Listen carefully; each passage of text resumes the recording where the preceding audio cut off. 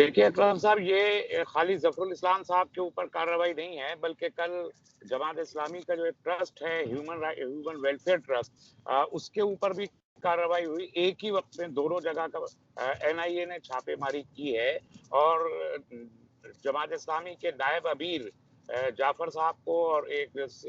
CEO जो हैं human welfare trust के, उनको भी, और ज़फ़रुल इस्लाम खान साहब का बेटा जो चैरिटी अलायंस का सेक्रेटरी है माज़ीन, उनको भी पुलिस एनआईए अपने साथ ले गई। तमाम कागजात उनके इधर-उधर कर दिए कि तमाम लैपटॉप और जितने कंप्यूटर के हार्ड डिस्क हैं, जो और डॉक्यूमेंट्स हैं, वो सब निकाल के ले गई। ये कार्रवाई सीधे-सीधे सिर्फ इसलिए है कि मुस्लिम ऑर्गेनाइजेशंस को और मुस्लिम लीडर्स को, जो वाक़ई कोई इम्पैक्ट रखते हैं सोसाइटी में और जो वेलफेयर के सही काम कर सकते हैं, उनको हैरेस करके, खौफज़दा करके, उन्हें सामने से हटाने की ये एक कोशिश है।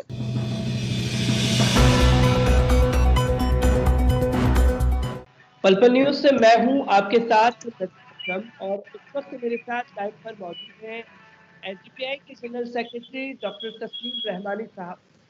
तस्लीम साहब, कल जिस तरीके से ज़फ़रुल इस्लाम खान साहब के घर पर एनआईए की छापेमारी हुई, क्योंकि अब जो बातें निकल कर के आ रही हैं, चोरों की तरह एंट्री करनी पड़ी है एनआईए को जांच करने के लिए। किस तरीके से देखते हैं जो ज़फ़रुल इस्लाम के ऊपर ये कार्रवाई की गई है? देखिए अकरम साहब, ये खाली ज़फ़रुल इस्लाम साहब के ऊपर कार्रवाई नहीं है, बल्कि कल जमात इस्लामी का जो एक ट्रस्ट है, ह्यूमन वेलफेयर ट्रस्ट, उसके ऊपर भी कार्रवाई हुई। एक ही वक़्त में दोनों जगह का एनआईए ने छापेमारी की है और जमात इस्लामी के नायब अमीर जाफ़र साहब को और एक सीईओ जो हैं ह्यूमन वेलफेयर ट्रस्ट के, उनको भी, और ज़फ़रुल इस्लाम खान साहब का बेटा जो चैरिटी अलायंस का सेक्रेटरी है माज़ीन, उनको भी पुलिस एनआईए अपने साथ ले गई। तमाम कागजात उनके इधर-उधर कर दिए कि तमाम लैपटॉप और जितने कंप्यूटर के हार्ड डिस्क हैं, जो और डॉक्यूमेंट्स हैं, वो सब निकाल के ले गई। ये कार्रवाई सीधे-सीधे सिर्फ इसलिए है कि मुस्लिम ऑर्गेनाइजेशंस को और मुस्लिम लीडर्स को, जो वाक़ई कोई इम्पैक्ट रखते हैं सोसाइटी में और जो वेलफेयर के सही काम कर सकते हैं, उनको हैरेस करके, खौफज़दा करके, उन्हें सामने से हटाने की ये एक कोशिश है, जो एक फस्ताई हुकूमत के ज़रिए की जा रही है। उनको जो सारा डर है, उन बीजेपी को, की हुकूमत को, इतनी ताकतवर हुकूमत होने के बावजूद ये एक खौफज़दा हुकूमत है और पहले दिन से ये खौफ के साए में जी रही है। और इनको खौफ ये है कि जो मुल्क में मुसलमानों के की लीडरशिप के तबकात हैं, या जो दलित की लीडरशिप है, या जो लेफ्ट की लीडरशिप है, वो आइडियोलॉजिकली भी हुकूमत उसे अपने लिए खतरा समझती है, चूंकि वो फिस्काइयत के खिलाफ हैं। और वो उसे पूरे जो वो हिंदू राष्ट्र का एक कॉन्सेप्ट है, सख्त गिर हिंदू राष्ट्र का कॉन्सेप्ट, इसके लिए सबसे बड़ा खतरा यही ऑर्गेनाइजेशन है। इसलिए इनको वो अपना मद्दे मुकाबिल समझ के आम लोगों में उनके प्रति एक नफरत और एक खौफ पैदा करके मार्जिनलाइज करने की ये एक कोशिश है। और मैं ये कहूँगा कि ये एक नाकाम कोशिश है, क्योंकि इस तरीके से पहले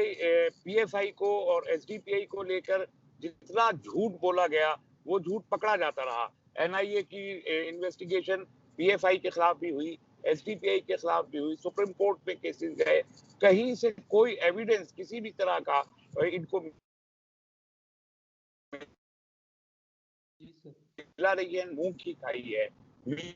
मीडिया में फैलाई गई, बहसें की गई, डिबेट्स किए गए, लेकिन उन सब से कोई नतीजा नहीं हुआ। अब बिहार के इलेक्शन में हिंदू मुस्लिम करने की कोशिश कई लीडरों ने पहले भी की है, लेकिन अपोजिशन ने उसको रिस्पॉन्ड नहीं किया और उसका आवाम पे कोई असर नहीं हो रहा। खुद वजीर आजम ने दरभंगा की रैली में राम मंदिर का नाम लेके उसको कम्युनलाइज करने की कोशिश की, वो सब नाकाम होती चली जा रही है। जो 2014 और 2019 के इलेक्शन में नफरत, फिरका वाराना पैदा करने की कोशिश की थी, वो सब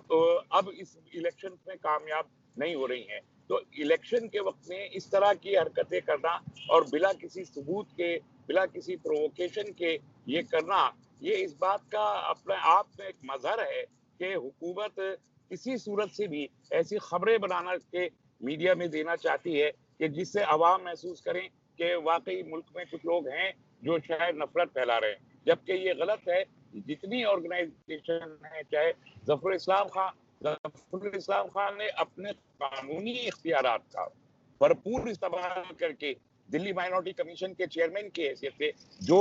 काम किए हैं वो सुनहरी हरूफ से लिखे जाने के लायक है कि जिन्होंने जिस तरह इंसाफ और अमन कायम रखने की उन्होंने कोशिशें की, उसकी सजा है जो ये दी जा रही है। और दूसरी बात ये कि सीएए और एनआरसी पे जो जितना बड़ा डेमोक्रेटिक मूवमेंट इस मुल्क में उठा वो अपने आप में बेनजीर है और हुकूमत लर्जा बरंदाम है उससे, और कोशिश कर रही है कि वो तमाम लीडर्स, वो तमाम फैक्टर्स, वो तमाम ऑर्गेनाइजेशन जो हुकूमत की जालिमाना पॉलिसियों की मुखालफत कर सकते हैं, उन सबको खौफजदा करके वो मार्जिनलाइज कर दें। ये इसलिए ये एक इंतहाई किस्म की काबिल मजम्मत हुकूमत की कोशिश है, जिसमें हुकूमत पहले भी नाकाम थी, आज भी नाकाम है और कल भी नाकाम रहेगी। रहमानी साहब, इसी के साथ मैं ये भी जानना चाहूँगा आपसे कि एक तो सुबह 4 बजे के आसपास एनआईओ को चोरों की तरह अंदर एंटर करना पड़ता है, और फिर उसके बाद जो है ज़फ़रुल इस्लाम साहब जब सवाल करते हैं तो कहते हैं ऊपर से ऑर्डर है। ऊपर से किनका ऑर्डर है? और तीसरा, जब एनआईए वापस लौटता है तो शाहीन बाग थाने में अमानतुल्लाह खान के खिलाफ एफआईआर दर्ज करवा देता है कि इन्होंने जांच में हमारे साथ सहयोग नहीं करा, इसलिए हम इनके खिलाफ एफआईआर दर्ज करा रहे हैं। मतलब जो लोग सवाल उठाएंगे उनको कटघरे में ला करके मुजरिम बनाने की कोशिश की जाएगी। ये बिल्कुल सही है। ये ऊपर से ऑर्डर का जो मतलब है, हम बार बार कहते रहे हैं कि दिल्ली की पुलिस मरकजी हुकूमत के जेर इंतजाम आती है पूरे तौर पर, और एनआईए या सीबीआई या सीसीआई ये सब मरकजी हुकूमत के जेर इंतजाम और उनके कंट्रोल में है। तो हुकूमत जमहूरी मुल्क को एक पुलिस स्टेट में बदलने की कोशिश कर रही है, इसलिए ये अहकाम तो ऊपर से ही आ रहे हैं, इसमें कोई शक नहीं है। और कभी कभी हमने पुलिस को भी ये कहते सुना है कि सब सियासी हरकतें हैं, हमारे जॉब से इसका कोई लेना देना नहीं है, लेकिन चूंकि हुक्म है, ऑर्डर है, इसलिए हमको ऑर्डर बजा लाना है। यही काम दिल्ली की पुलिस कर रही है दिल्ली फसादात के सिलसिले में, कि जो होम मिनिस्ट्री जो अमित शाह के अंडर में आती है, ये जालिमाना अहकाम सीधे उस होम मिनिस्ट्री से आ रहे हैं। वही एनआईए को भी कंट्रोल कर रहा है, पूरे मुल्क में किया जा रहा है, सिर्फ दिल्ली में नहीं है। हमने बेंगलोर में भी देखा है और तमिलनाडु में और केरल में भी देखा है कि इस तरीके से एनआईए के लोगों ने अपनी ये मजबूरियां खुद जाहिर की हैं कि हमको ऊपर से अहकाम हैं इसलिए करेंगे। लेकिन सवाल ये भी है कि जब ऊपर से अहकाम है तो आप हुक्म को हुक्म की तरह बजा लाइए। 4 बजे सुबह एक कोई क्रिमिनल नहीं है जफरुल इस्लाम खान या जमात इस्लामी के लोगों में कोई क्रिमिनल्स नहीं है, उनके ऊपर कोई मुजरिमाना केसेस नहीं है, वो कोई मफरूर मुलजिम नहीं है, वो विजय माल्या नहीं है, वो ललित मोदी नहीं है जो फाइनेंस मिनिस्टर से इजाजत लेके फरार हो जाते हैं। ये समाज के इंतहाई मुअज़्ज़ज़ और मौक़र तंजीमें और मौक़र लोग हैं, ये फरार होने वाले नहीं है। तो 4 बजे दाखिल होना ये अपने आप में जो प्राइवेसी है, राइट टू प्राइवेसी, उसका वायलेशन है। और मुझे लगता है जफरुल इस्लाम खान साहब को इसके लिए खुद एक एफआईआर एनआईए के खिलाफ रजिस्टर करनी चाहिए कि जिस अंदाज से वो चोरों और डाकुओं का रोल अंजाम दिया एनआईए ने, रात में 4 बजे नकब लगा के एक शरीफ आदमी के घर में घुसने की, उनके दफातर में घुसने की जो कोशिश की। इसी तरीके से अगर अवाम इस जुल्म के खिलाफ सड़क पे आए या उनके घर के बाहर आके खड़े हो, तो पुलिस और एनआईए आराम से ये कह देती है कि हमारी ड्यूटी में रुकावट पैदा करने की कोशिश की। इस किस्म के केसेस अब भी बना रही है। हमको मालूम है कि गैर कानूनी तौर पर पूरी दिल्ली से बहुत से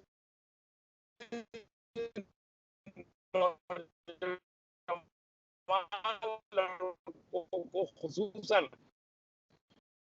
मुसलमान लड़कों को पुलिस चुपके से अपने से कोई सवाल नहीं किया जाता है, जो पुलिस की जानिब से हो रही है। ये करने के अहकाम उनको किसकी जानिब से मिले हैं ये भी उन्हें बताना चाहिए। हुकूमत जिसकी है, पुलिस और एजेंसीज, वो तो उसके जेर इंतजाम ही काम करती हैं, लेकिन पुलिस को और इस इन्वेस्टिगेटिंग एजेंसीज के अफसरान को ये भी सोचना चाहिए कि एक रूल बुक मौजूद है और उनको रूल बुक को फॉलो करना है। हुकूमतें आती रहती हैं, जाती रहती हैं। आज बीजेपी की हुकूमत है, कल किसी और की होगी, परसों किसी और की थी, लेकिन पुलिस की जवाबदेही उनकी